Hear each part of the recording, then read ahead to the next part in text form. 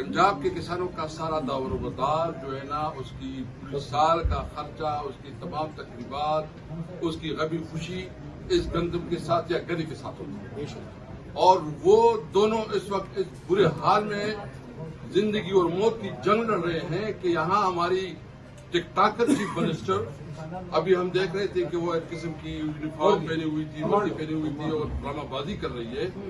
इसकी जगह जरूरत इसकी है कि वो किसानों के साथ खड़ी हो।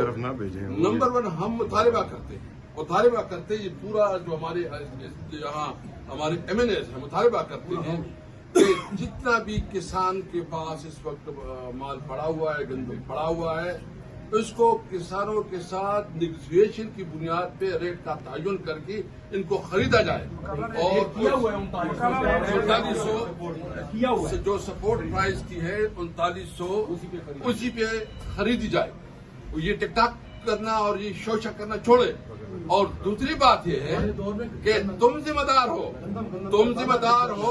प्राइम मिनिस्टर भी उस वक्त तुम्हारा था, तुम्हारा नॉमिनेटेड था, और जो एक दूसरे पर इल्जामात लगा रहे हो, मैं एक बात बिल्कुल क्लियर करूं, इस इशू को मरने नहीं देंगे। जहां पर अभी हमारी बात हुई है सरगोदा MNA से, गुजरावाला से भी हुई है, हम और जंगवाला से भी हुई है, हम जाएंगे अपने किसानों के साथ।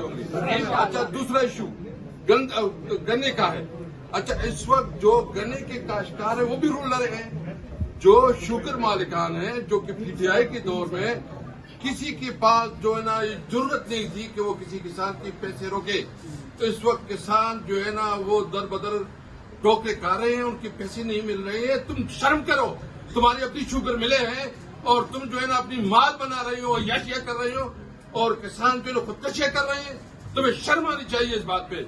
और मुझे अफसोस इस बात पे है कि आज इस बात को हम उठाना चाहते थे, जिस तरह इस इजलास को प्रोवोक किया गया। हम कोशिश कर रहे हैं कि खासकर किसानों के साथ जहती के लिए हम जो है रिक्वेजिशन कर रहे हैं। इंशाल्लाह हम जल्द इजलास बुलाएंगे।